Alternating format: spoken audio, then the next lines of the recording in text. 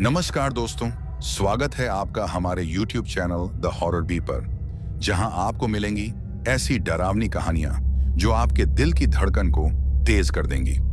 आज की कहानी एक ट्रक ड्राइवर की है जिनका नाम चंद्रमोहन है और वो उत्तराखंड के रहने वाले हैं। तो अब मैं आपको ये कहानी चंद्रमोहन के नजरिए से सुनाता हूँ। लेकिन कहानी शुरू करने से पहले मैं आपको कहना चाहता हूँ कि वैसे तो आपने बहुत सी कहानियां सुनी होंगी, लेकिन आज जो कहानी मैं आपको सुनाने वाला हूं उसे सुनकर आपको बहुत मजा आने वाला है और साथ ही डर का एहसास भी होने वाला है। और अगर आप इस चैनल पर पहली बार आए हैं तो चैनल को सब्सक्राइब जरूर करें ताकि आप हमारी इस फैमिली का हिस्सा बन सकें और आने वाली वीडियोस आप तक आसानी से पहुंच जाएं। दोस्तों, आप सब कहानी को तो पूरा सुन लेते हो लेकिन वीडियो को लाइक नहीं करते। लेकिन इस बार मुझे पूरी उम्मीद है कि आप सब इस वीडियो को लाइक जरूर करेंगे ताकि मुझे भी ये एहसास हो सके कि मेरी मेहनत आपको पसंद आ रही है। आपका एक लाइक मुझे और भी बेहतरीन कहानियां लाने का हौसला देता है। तो चलिए अब ज्यादा समय न लेते हुए जल्दी से अपनी कहानी को शुरू करते हैं।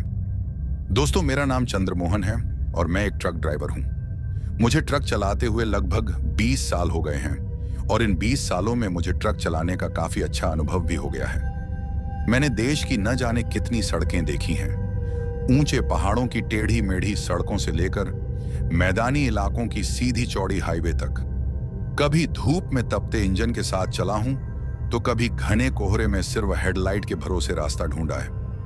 कई बार तो ऐसे जंगलों से गुजरा हूं जहां रात को मोबाइल का सिग्नल तक नहीं आता और हर पेड़ के पीछे कुछ छिपा हुआ सा लगता है। लेकिन ट्रक चलाना सिर्फ स्टीयरिंग पकड़ना नहीं होता दोस्तों, ये तो एक जिंदगी है जहां हर मोड़ पर नया इम्तिहान होता है। दोस्तों, वैसे तो मैंने बहुत सफर किया है, लेकिन एक सफर ऐसा भी था जिसने मेरी पूरी जिंदगी को अंदर से झकझोर कर रख दिया था। वो रात इतनी खौफनाक हो सकती थी, ये मैंने कभी सोचा भी नहीं था। दोस्तों, आज मैं आपको उसी डरावनी रात की दास्तान सुनाने जा रहा हूं और ये भी बताऊंगा कि उस रात मेरे साथ क्या बीता था। आज भी जब मैं उस रात को याद करता हूं तो मेरी हालत खराब हो जाती है और वो पूरा मंजर फिर से मेरी आंखों के सामने ताजा हो जाता है। दोस्तों, एक और बात, कहानी को पूरा सुनना, क्योंकि कहानी को पूरा सुनोगे तो ही कहानी का मजा भी आएगा और जो भी बात मैं इस कहानी में बताऊंगा उसका ताल्लुक सीधा कहानी के साथ होगा। तो चलिए अब सीधे कहानी पर आते हैं। दोस्तों, ये बात आज से 8 साल पहले की है। तब मेरे साथ मेरा एक खलासी हुआ करता था। उसका नाम किशोर था। किशोर एक सीधा सादा और अच्छा इंसान था। वो मेरी हर बात को मानता था। जो भी काम मैं उससे कहता था वो उस काम को बड़ी ईमानदारी के साथ करता था और वो मेरी काफी इज्जत भी करता था। खैर, अब हर बार की तरह इस बार भी हमको माल लेकर अपने शहर से दूसरे शहर जाना था। रास्ता लंबा था तो हमें जल्दी निकलना था। इस सफर में हम लोगों को पूरा एक दिन और एक रात लगने वाली थी। अब सबसे पहले तो हम माल लोड करवाने चले जाते हैं और फिर जब माल लोड हो जाता है तो मेरा खलासी किशोर मुझसे कहता है कि उस्ताद, माल लोड हो गया है। तो किशोर की बात सुनकर मैं उससे कहता हूं, ठीक है, अगर माल लोड हो गया है तो चलो फिर चलते हैं। वैसे भी सफर लंबा है और अब हमें बिल्कुल भी देर नहीं करनी चाहिए। मेरी बात सुनकर किशोर ट्रक में बैठ जाता है और फिर मैं भी ट्रक में चढ़ जाता हूं। उसके बाद मैं अपना ट्रक स्टार्ट करता हूं और फिर हम दोनों वहां से अपने सफर की ओर निकल जाते हैं। दोस्तों, हम लोग सुबह के 6 बजे अपने माल को लेकर निकल जाते हैं। कुछ देर ड्राइव करने के बाद हम लोग एक ढाबे पर रुककर नाश्ता करते हैं। उसके बाद हम दोनों फिर से अपने ट्रक को स्टार्ट करके आगे के सफर की ओर चल पड़ते हैं। दोस्तों, सब कुछ अच्छे से चल रहा था।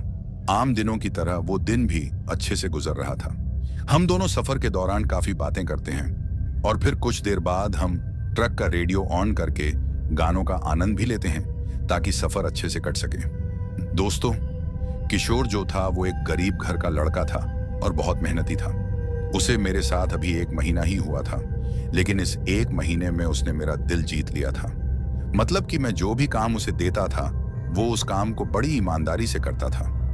अब ये बात मैं आप लोगों को इसीलिए कह रहा हूं क्योंकि किशोर से पहले भी मेरे साथ एक खलासी हुआ करता था। वो काफी आलसी किस्म का था और नशे भी बहुत करता था। जब उसके नशे ज्यादा होने लगे तो मैंने उसे काम से निकाल दिया था, क्योंकि अगर आपका खलासी ही सही न हो तो फिर आपके काम में कहीं ना कहीं घाटा होने लग जाता है। इसीलिए मैंने आपको किशोर के बारे में ये बात बताई, और जैसा मैंने सोचा था, किशोर एक अच्छा इंसान है। खैर, हम लोग उस पूरे दिन लगातार सफर करते रहे क्योंकि माल को वक्त पर पहुंचाना जरूरी था, और मेरे जो ट्रक के सेठ थे उन्होंने मुझसे कहा था कि अगर तुम माल को सही समय पर पहुंचाओगे तो कुछ एक्स्ट्रा पैसे वो मुझे देंगे।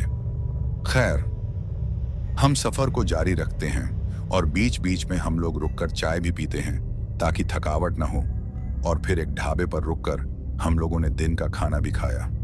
दोस्तों, अभी तक सब कुछ ठीक चल रहा था, लेकिन शायद हमें इस बात का अंदाजा नहीं था कि आगे हमारे साथ क्या होने वाला है। अब काफी देर चलने के बाद शाम होने लगती है, और फिर हमारे देखते देखते वो शाम रात में बदल जाती है। दोस्तों, एक और बात, मैं भूत प्रेत पर विश्वास नहीं करता था और ना ही मेरा खलासी इन बातों पर विश्वास करता था, और आज के वक्त में शायद कोई भी इन बातों को गंभीरता से नहीं लेता, लेकिन कभी कभी कुछ ऐसा भी हो जाता है कि हमें ना चाहते हुए भी इन बातों पर विश्वास करना पड़ जाता है। और इन बातों पर वही विश्वास करता है, या तो जो इन बातों को मानता है या फिर वो जिस पर बीतती है। खैर, अब काफी देर तक ट्रक चलाते रहने के कारण मुझे भूख भी बहुत लग रही थी।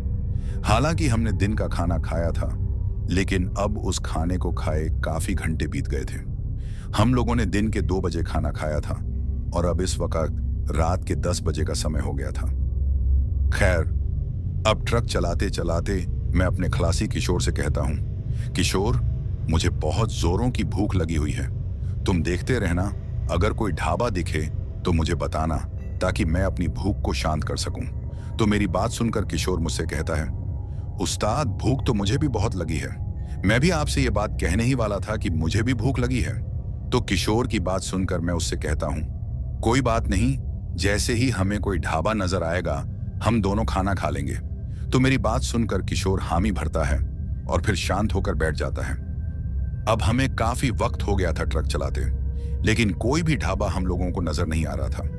थोड़ा और आगे जाने के बाद हम लोग देखते हैं कि आगे हाईवे पर काफी लंबा जाम लगा हुआ है। बहुत सारी गाड़ियां उस जाम में हम लोगों को फंसी हुई नजर आ रही थीं।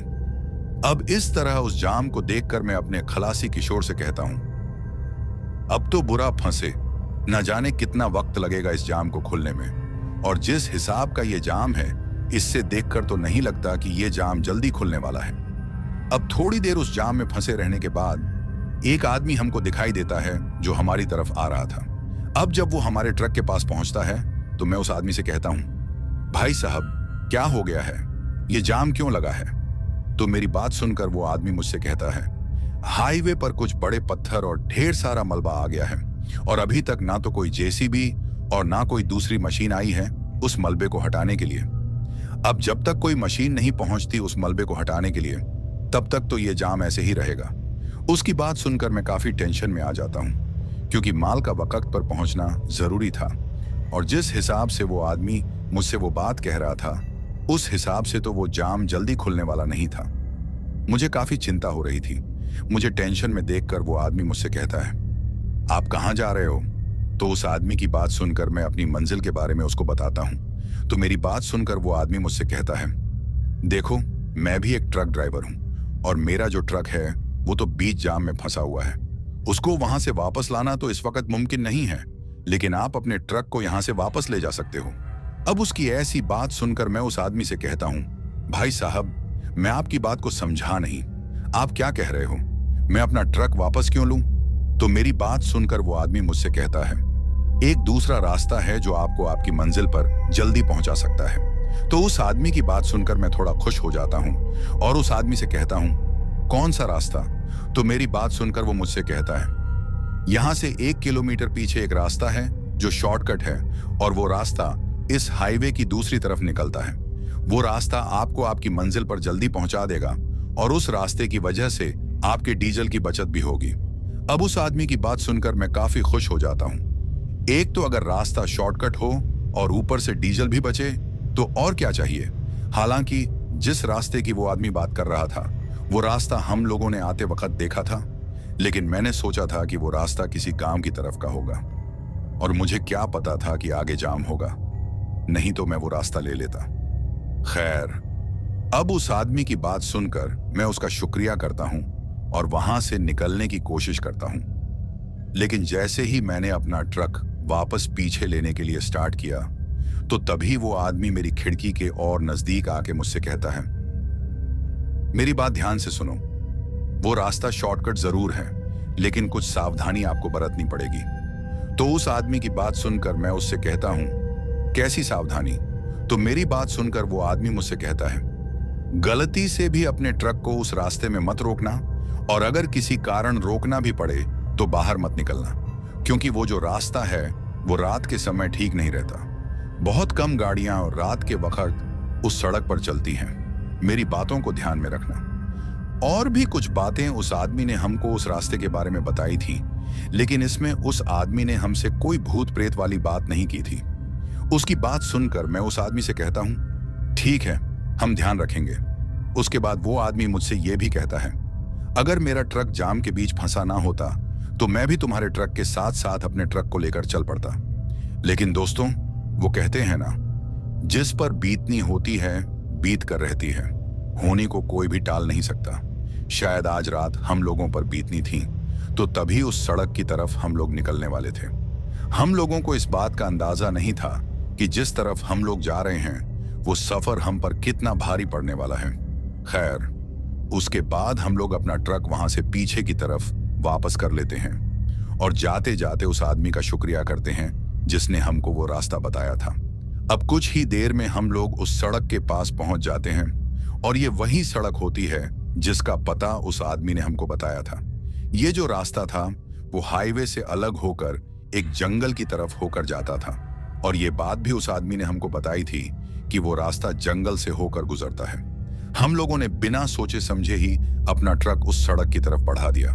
हम लोगों ने एक बार भी ये नहीं सोचा कि इतनी रात को माल से भरा ट्रक उस रास्ते से ले जाना ठीक रहेगा या नहीं। शायद जल्दबाजी ने हमारी अक्ल पर पर्दा डाल दिया था। खैर, अब हम लोग उस रास्ते पर आगे की तरफ बढ़ जाते हैं। अब थोड़ी और आगे चलने के बाद मैं अपने खलासी किशोर से कहता हूं कि किशोर, आज तो भूख कुछ ज्यादा ही लग रही है और मुझसे अब बर्दाश्त भी नहीं हो रही।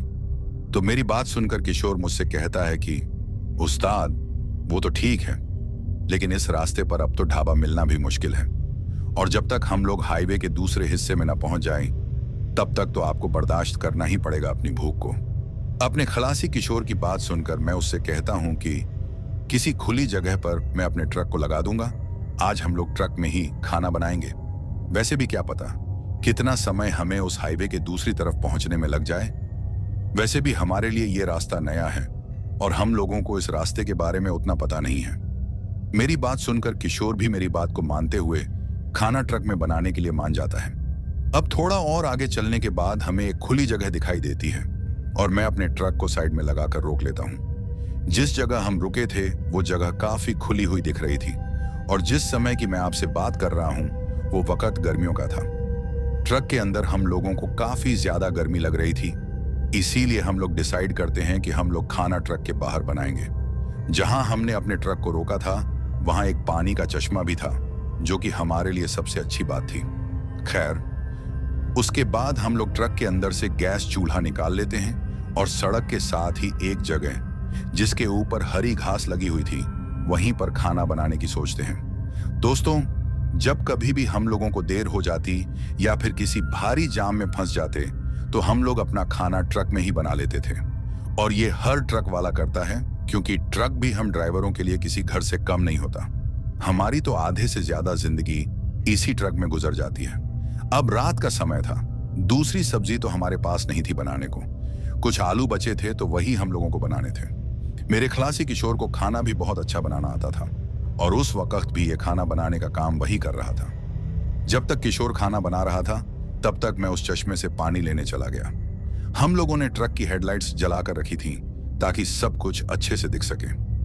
दोस्तों, एक बात और, अब जब मैं उस चश्मे के पास पानी लेने गया तो मुझे थोड़ा अजीब लगता है, क्योंकि मुझे ऐसा महसूस हो रहा था जैसे कोई मुझे कहीं से देख रहा हो। ऐसा मुझे लग रहा था। अब ये मेरा वहम था या कुछ और, मैं नहीं जानता। खैर, उसके बाद मैं उस चश्मे से पानी लेकर आ जाता हूं और फिर किशोर के पास पहुंच जाता हूं। किशोर खाना बना रहा था। दोस्तों, वैसे तो वो जंगल काफी घना नजर आ रहा था, लेकिन जहां हम लोग खाना बना रहे थे वो इलाका थोड़ा खुला हुआ था और अब उस इलाके से आगे की तरफ से जंगलनुमा इलाका शुरू होने वाला था। तो तभी उस जंगलनुमा इलाके के शुरू होने से पहले ही मैंने उस जगह पर खाना खाने का डिसाइड किया था, क्योंकि इतना तो मैं जानता था कि जंगल के बीच में रुकना ठीक नहीं रहेगा और उस आदमी ने भी हमको उस रास्ते पर रुकने से मना किया है।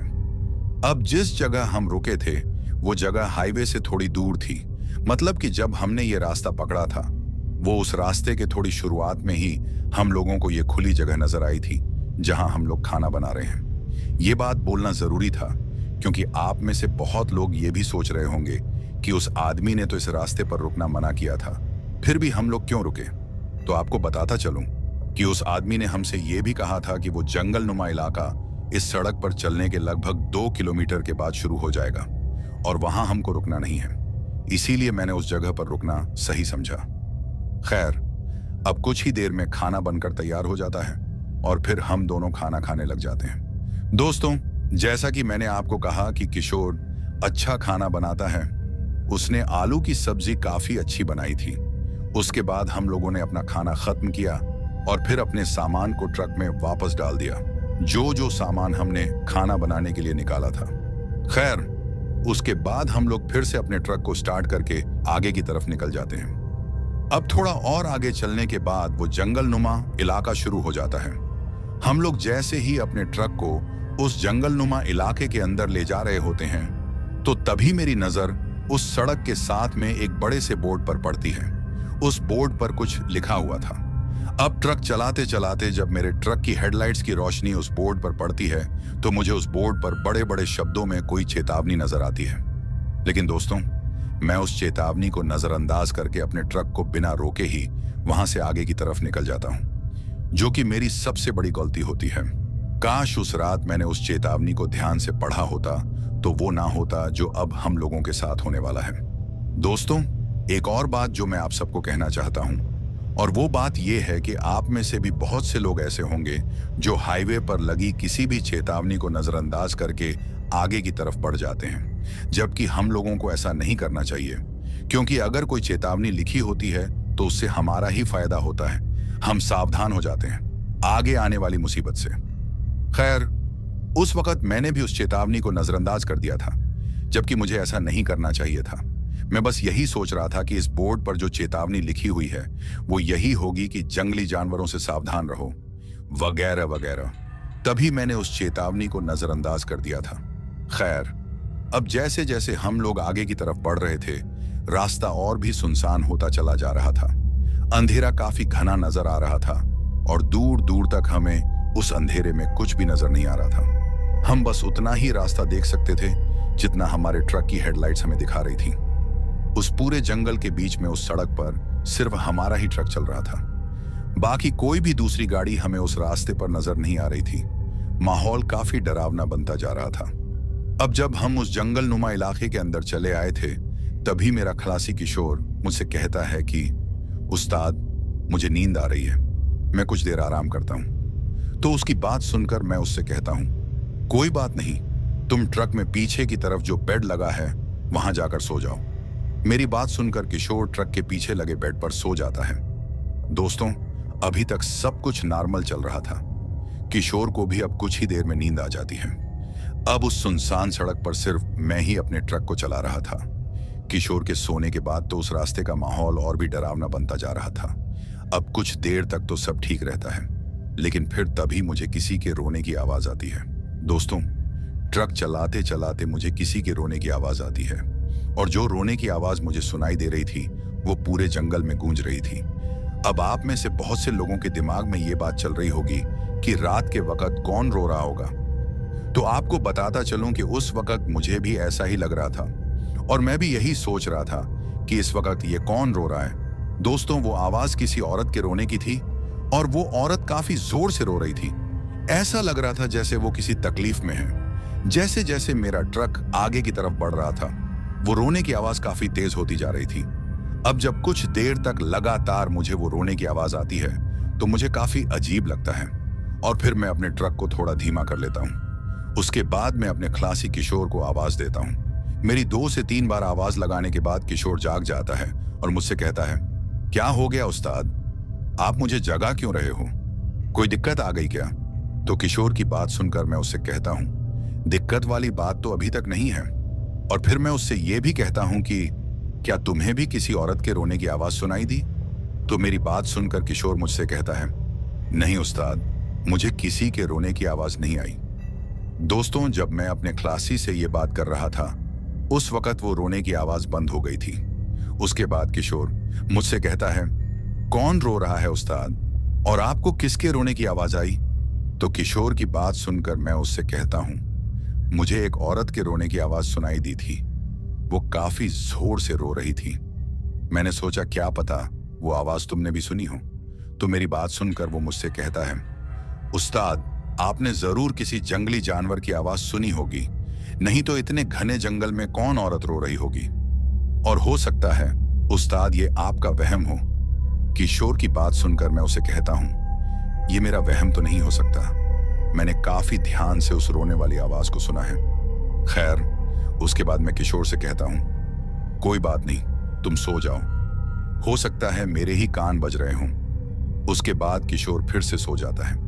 अब कुछ देर और ट्रक चलाने के बाद मुझे अचानक से ट्रक के सामने की तरफ कोई हलचल महसूस होती है, और फिर मुझे कुछ ऐसा नजर आता है जिसको देखकर पहले तो मैं एकदम से चौंक जाता हूं, लेकिन फिर खुद को संभाल कर काफी ध्यान से आगे की तरफ देखता हूं। दोस्तों, अब आप लोग ये सोच रहे होंगे कि मैंने ऐसा क्या देख लिया जिसको देखकर मैं एकदम से चौंक गया था। तो आपको बताता चलूं कि मैं देखता हूं कि एक छोटा सा लड़का जंगल से भागता हुआ उस सड़क को काफी तेजी से पार करता है, और फिर वो लड़का जंगल के दूसरी तरफ चला जाता है।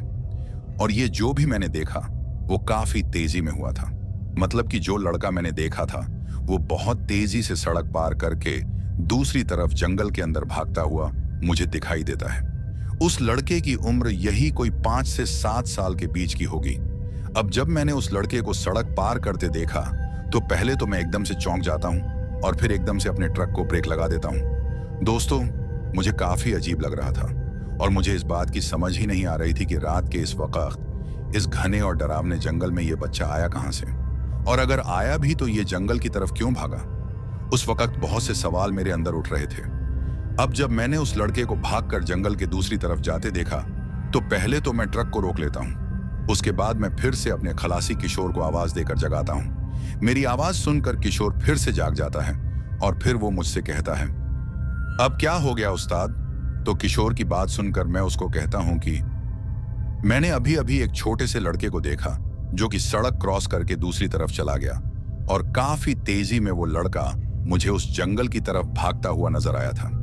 मेरी बात सुनकर किशोर ऊपर की तरफ हो जाता है और फिर मुझसे कहता है, उस्ताद, इस वक्त कौन लड़का होगा जिसको आपने देखा है?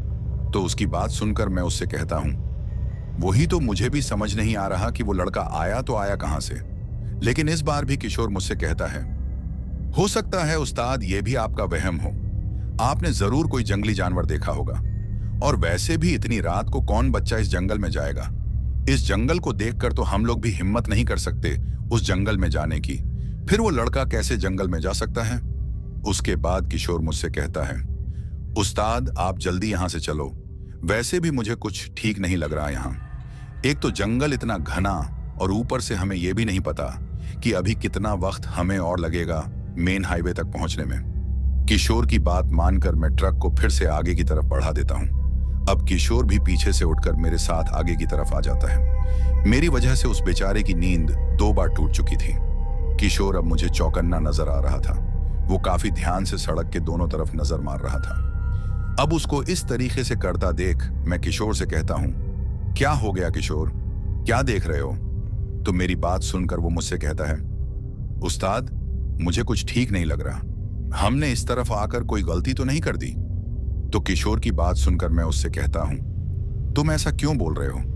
तो मेरी बात सुनकर वो मुझसे कहता है, उस्ताद जिस तरीके से आप कह रहे थे कि कुछ देर पहले आपने किसी औरत के रोने की आवाज सुनी और फिर आगे चलकर आपको एक बच्चा भी नजर आया, मुझे ऐसा लग रहा है उस्ताद कहीं ये सब लुटेरों का काम तो नहीं हो सकता है, ये उनका कोई जाल हो हमें फंसाने का। तो किशोर की बात सुनकर मैं उससे कहता हूं, तुम बिल्कुल सही कह रहे हो। मुझे भी ऐसा ही लग रहा है, क्योंकि उस ट्रक वाले ड्राइवर ने हमसे बोला भी था कि इस रास्ते के बीच में मत रुकना, और अगर रुकना भी पड़े तो उतरना मत। शायद वो आदमी हमें इन्हीं लुटेरों से सावधान कर रहा था। उसके बाद मैं किशोर से ये भी कहता हूं, अब हम अपने ट्रक को इस सड़क पर बिल्कुल नहीं रोकेंगे। उसके बाद हम लगातार ट्रक को आगे की तरफ बढ़ाते रहते हैं। अब कुछ देर तक तो सब नॉर्मल रहता है, लेकिन फिर हम लोग कुछ ऐसा देखते हैं जिससे देखकर हम लोग काफी डर जाते हैं और हमें अजीब भी लगता है। दोस्तों, अब आप ये सोच रहे होंगे कि इस बार हमने ऐसा क्या देख लिया जो हम डर गए। तो आपको बताता चलूं कि हम लोग देखते हैं कि सामने सड़क पर हमें फिर से वही लड़का नजर आता है जो अभी कुछ देर पहले मैंने पीछे की तरफ सड़क पार करता हुआ देखा था। दोस्तों, उस लड़के की वेशभूषा की बात करूं तो देखने में वो काफी अजीब लग रहा था। उसके सर पर एक भी बाल हमें नजर नहीं आ रहा था। वो लड़का पूरी तरह से नंगा नजर आ रहा था और वो हमें सड़क के सामने की तरफ भागता हुआ दिखाई दे रहा था। इस बार वो लड़का सड़क के साथ साथ काफी तेजी से आगे की तरफ बढ़ता हुआ नजर आ रहा था, और इस बार मेरे खलासी किशोर ने भी उस लड़के को देखा था। वो भी काफी हैरान था और अंदर से डरा हुआ भी दिखाई दे रहा था। दोस्तों, मैं अपने बारे में बात करूं तो अब डर मुझे भी लगना शुरू हो गया था। हम अपने ट्रक को थोड़ा धीमा करके उस बच्चे के पीछे पीछे चला रहे थे। वो बच्चा हमें पूरी तरह से सफेद नजर आ रहा था। अब उसका मुंह तो हम देख नहीं पा रहे थे, क्योंकि वो लगातार आगे की तरफ बढ़ता जा रहा था। अब उसको इस तरीके से उस रास्ते पर दौड़ते देखकर हम इतना तो समझ गए थे कि ये सब नॉर्मल नहीं हो सकता। तभी मेरा खलासी किशोर मुझे कहता है कि उस्ताद, अब तो मुझे भी डर लग रहा है। मुझे नहीं लगता कि ये कोई आम बच्चा है। उस्ताद, मेरी कुछ समझ में नहीं आ रहा, अब क्या करेंगे? तो अपने खलासी की बात सुनकर मैं उसे थोड़ी हिम्मत देकर कहता हूं कि तू फिक्र मत कर, ये समय डरने का नहीं है। हम लोग अपने ट्रक को उस बच्चे के पीछे पीछे चला रहे थे। थोड़ा और आगे जाने के बाद वो बच्चा फिर से जंगल के अंदर की तरफ भाग जाता है। अब जब ऐसा होता है तो हम लोग अपने ट्रक को काफी तेज कर लेते हैं और जितना जल्दी हो सके वहां से निकलने की कोशिश करते हैं। दोस्तों, हम लोगों ने ट्रक को काफी तेज कर लिया था और अब हम लोग उस सड़क पर बिल्कुल भी रुकना नहीं चाहते थे। अब थोड़ा और आगे चलने के बाद हमारे ट्रक को एक जोरदार झटका लगता है। ऐसा लग रहा था जैसे हमारा ट्रक किसी चीज से टकरा गया है। अब जब मुझे ये एहसास होता है कि हमारा ट्रक किसी चीज से टकरा गया है तो सबसे पहले तो मैं ट्रक को रोक लेता हूं। लेकिन मुझे एक बात की समझ नहीं आ रही थी, और वो बात ये थी कि सड़क के बीचों बीच में हमारे ट्रक को झटका कैसे लग सकता है, और हमारा ट्रक आखिर किस चीज से टकराया है जबकि हमारा ट्रक इस सड़क के बीच में ही चल रहा था। खैर, अब ट्रक तो मैंने रोक लिया था, लेकिन हम दोनों की हिम्मत ही नहीं हो रही थी ट्रक से बाहर जाने की। हालांकि हमारा ट्रक को देखना भी जरूरी था कि ट्रक को कोई नुकसान तो नहीं हुआ है, क्योंकि ट्रक को झटका काफी जोरदार लगा हुआ था। वो झटका हमें केबिन के अंदर तक महसूस हुआ था। अब जब हमने ट्रक को रोक लिया था तो पहले तो हम दोनों एक दूसरे को देखते हैं और फिर मेरा खलासी किशोर मुझसे कहता है, उस्ताद, ये झटका कैसा था? और जिस तरीके का ये झटका हमें महसूस हुआ है, मुझे तो लगता है उस्ताद, ट्रक का काफी नुकसान हुआ होगा। किशोर की बात सुनकर मैं उससे कहता हूं कि लग तो मुझे भी कुछ ऐसा ही रहा है, लेकिन अब दिक्कत ये है कि ट्रक के बाहर कैसे निकला जाए। दोस्तों, हम दोनों के अंदर डर बैठ गया था उस लड़के को देखकर, लेकिन फिर मैं अपने खलासी किशोर से कहता हूं कि इस समय ट्रक से बाहर उतरना सबसे बड़ी बेवकूफी होगी। हमारा ट्रक से बाहर निकलना मुझे सेफ नहीं लग रहा। तो मेरी बात सुनकर किशोर भी हामी भरता है। उसके बाद हम लोग डिसाइड करते हैं कि हम लोग ट्रक को बिना देखे ही आगे की तरफ बढ़ाएंगे, क्योंकि ट्रक अभी भी बंद नहीं हुआ था। वो तो मैंने झटका महसूस करके ट्रक को ब्रेक लगाई थी। अब हम लोग आगे बढ़ने की बात कर ही रहे थे कि तभी मेरे ट्रक की खिड़की को कोई जोर जोर से बजाता है। अब जब मैं उस खिड़की के बजने की आवाज को सुनता हूं तो पहले तो मैं एकदम से डर जाता हूं, क्योंकि जंगल के बीचों बीच अगर आपने अपने ट्रक को रोका है और फिर अचानक से उस सुनसान सड़क पर कोई आपके ट्रक की खिड़की को बजा दे तो डरना तो स्वाभाविक है। खैर, अब जब मेरे ट्रक की खिड़की बजती है तो मैं अपने ट्रक की खिड़की से बाहर की तरफ देखता हूं, और जब मैं खिड़की से बाहर की तरफ देखता हूं तो मुझे एक औरत नजर आती है। उसकी उम्र यही कोई 30 से 35 साल के बीच की होगी। अब उसको उस तरीके से खिड़की बजाते देख मैं उससे कहता हूं, अरे बहन जी, आप कौन हो और रात के इस वक्त यहाँ क्या कर रही हो? तो मेरी बात सुनकर वो औरत मुझसे कहती है, भाई साहब, मेरा बच्चा कहीं खो गया है, मिल नहीं रहा। अगर आप उसे ढूंढने में मेरी मदद करो तो आपका बहुत एहसान होगा मुझ पर। दोस्तों, उस औरत की बात करूं तो वो देखने में काफी गरीब लग रही थी। उसने फटे पुराने कपड़े पहन रखे थे, बाल भी बिखरे हुए दिखाई दे रहे थे। सच कहूं तो मुझे उस औरत को देखकर उस पर दया भी आ रही थी, लेकिन मुझे अजीब बात उसकी ये लगी कि इतनी रात को ये औरत इस सुनसान सड़क पर क्या कर रही थी। खैर, उसके बाद मैं उस औरत से पूछता हूं, हम लोग क्या ही मदद करेंगे आपकी? आप किसी पुलिस स्टेशन में जाकर रिपोर्ट कर दो, पुलिस ही आपके बच्चे को ढूंढेगी। तो मेरी बात सुनकर वो औरत मुझसे कहती है, मैं पुलिस के पास शिकायत करने ही चली जाऊंगी। अगर आप मुझे आगे तक लिफ्ट दे दोगे तो आपका बड़ा उपकार होगा मुझ पर। वैसे भी यहां से कुछ दूर आगे एक पुलिस स्टेशन है, आप मुझे वहीं पर छोड़ देना।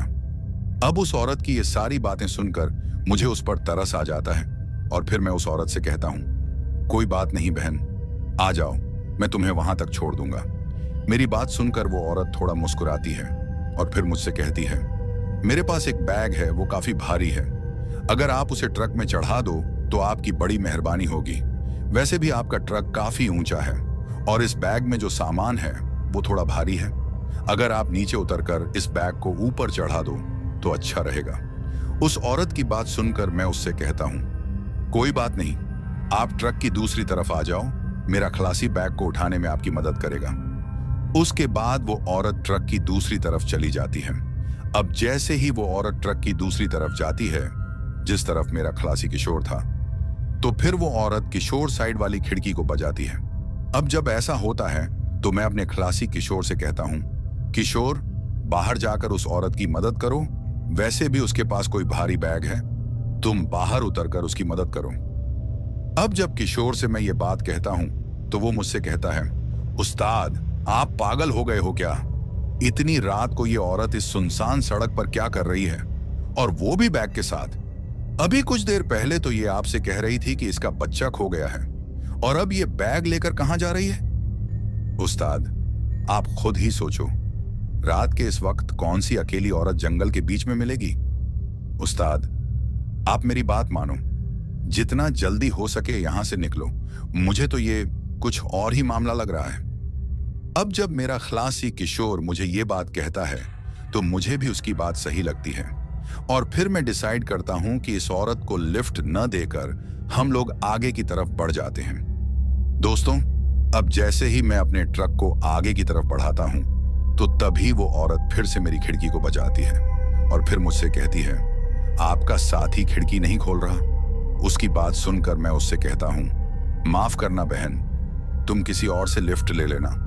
अब जब मैंने उससे ये बात कही तो वो मेरी ये बात सुनकर काफी गुस्से में आ जाती है और फिर काफी तेज आवाज में मुझसे कहती है, तुझे समझ नहीं आ रहा कि मैं क्या कह रही हूं?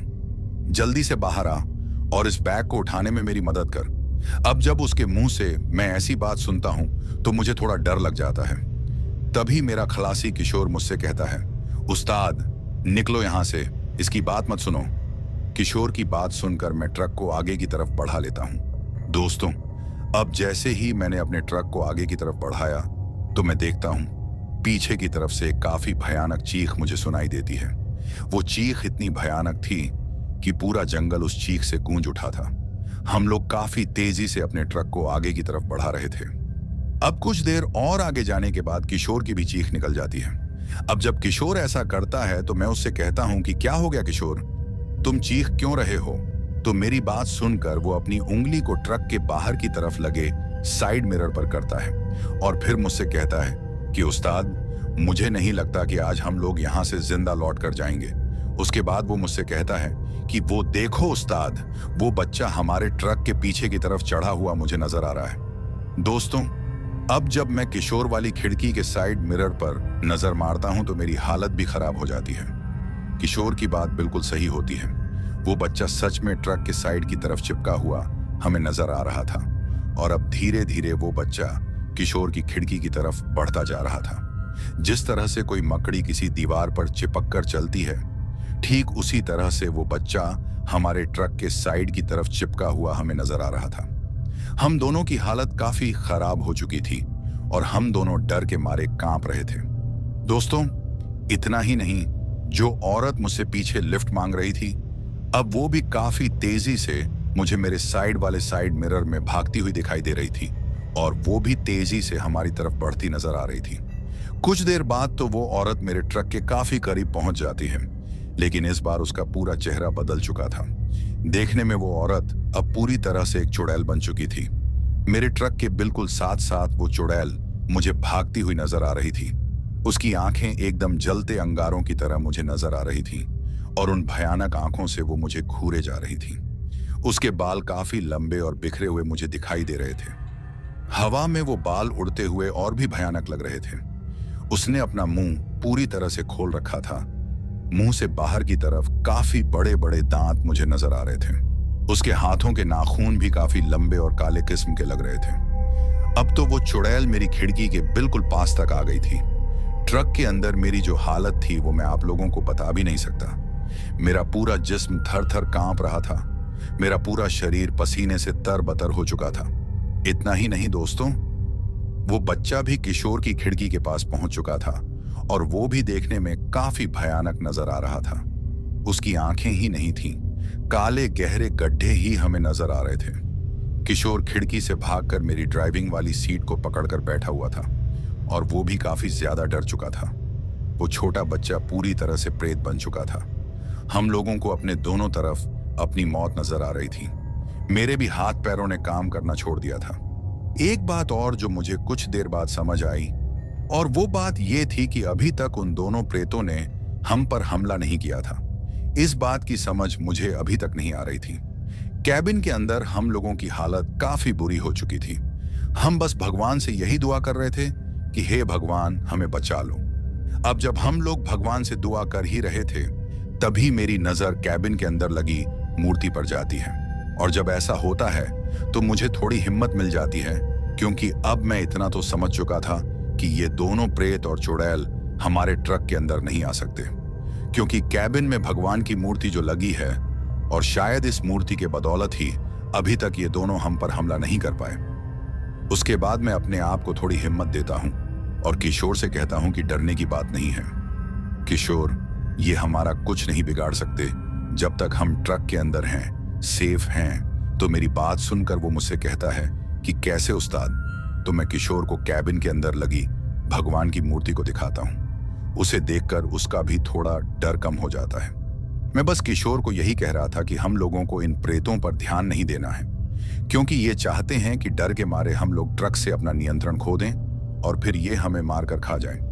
मेरी बात सुनकर किशोर भगवान का नाम काफी जोर से लेता है और फिर कुछ ही देर बाद हम लोगों को मेन हाईवे दिख जाती है। उसके बाद जैसे ही हम लोग मेन हाईवे पर आ जाते हैं, तभी वो प्रेत और चुड़ैल एकदम से गायब हो जाते हैं। दोस्तों, हम लोगों की जान काफी मुश्किल से बच जाती है। आज तो किसी तरह से भगवान ने बचा लिया हमें। सच कहा है किसी ने कि जिस पर जो बीतना होता है, बीत कर रहता है, और शायद हम पर भी ये चीज बीतनी थी और तभी वो बीत गई। बड़ी बात यह थी कि हम लोग सही सलामत जिंदा लौट कर आ गए।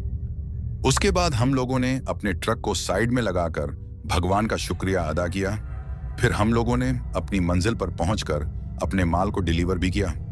उसके बाद जब हम लोग माल डिलीवर करके वापस आए, तो एक ढाबे पर बैठकर जब हम लोग खाना खा रहे थे, तो हम लोगों ने अपनी आप बीती दूसरे ड्राइवरों के साथ शेयर की, ताकि उनके साथ ऐसा ना हो जैसा हमारे साथ हुआ था। हमारी बात सुनकर उनमें से एक ड्राइवर ने हमसे कहा कि आप लोगों की बात बिल्कुल सच्ची है। बहुत से ड्राइवर उस रास्ते पर अपनी जान से हाथ धो बैठे हैं। और वो हमसे ये भी कहता है कि कुछ साल पहले एक ट्रक ड्राइवर ने उसी सड़क पर एक छोटे बच्चे को कुचल दिया था। उस बच्चे की मां इस सदमे को बर्दाश्त नहीं कर पाई और फिर वो पागल हो गई थी। हर रोज उस जगह आकर अपने बच्चे को ढूंढती रहती थी। और फिर एक दिन उस औरत की लाश भी वहीं जंगल में मिली थी।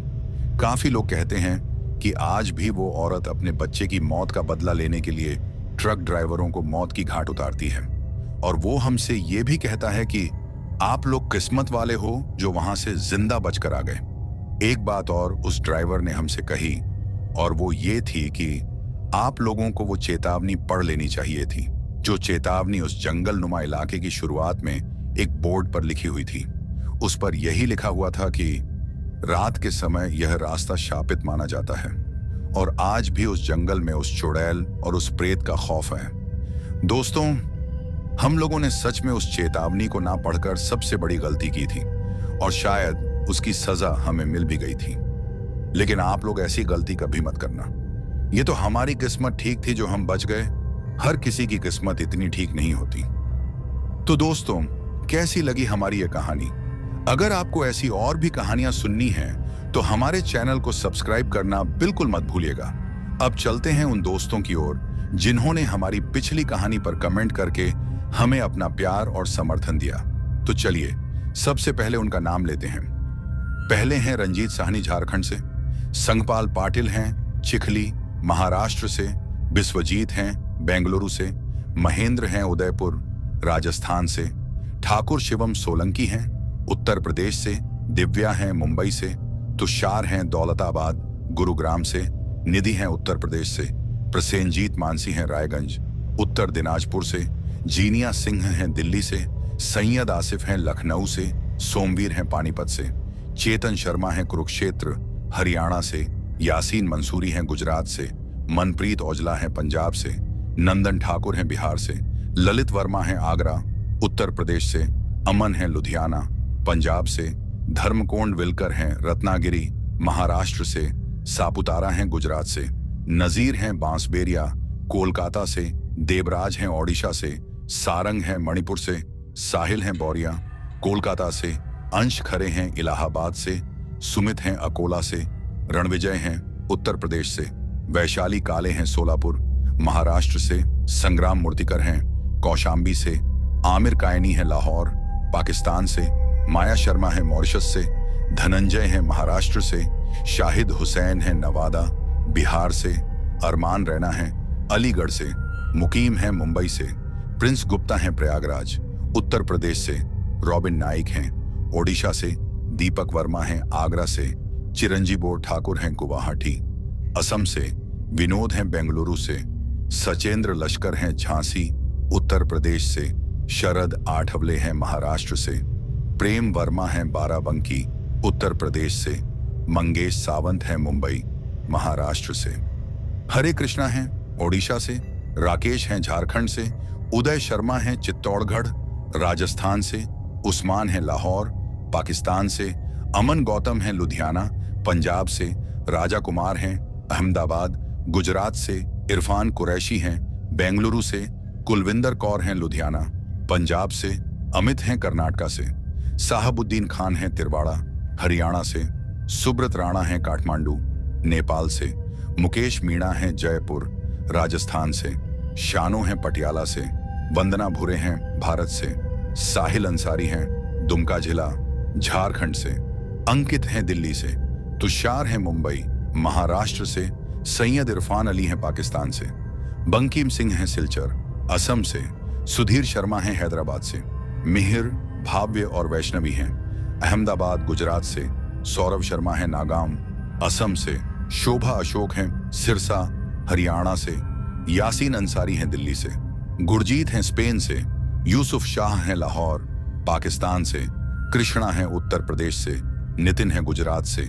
आशुतोष हैं आगरा से, लक्ष्य हैं कर्नाटका से, दीपक हैं पानीपत हरियाणा से, आर्यन कुमार हैं फतेहपुर से, राकेश हैं कोलकाता से, किरण दास हैं खड़गपुर पश्चिम बंगाल से, सूरज हैं आजमगढ़ उत्तर प्रदेश से, नरेश चौहान और आनंद हैं गुजरात से, कल्पना पाटिल हैं महाराष्ट्र से, रितेश कुमार हैं बिहार से, विपन मनहास हैं जम्मू कश्मीर से, इमरान खान हैं मुंबई से, संजय हैं पीलीभीत उत्तर प्रदेश से, हरप्रीत हैं पंजाब से, सरस हैं जम्मू से, हेमंत हैं पुणे से, सुमंता हैं ओडिशा से, फरीद हैं कराची पाकिस्तान से, जसवीर हैं जम्मू से, परितोष हैं दरभंगा बिहार से और सबसे आखिर में हैं हिमेश नागपुर से।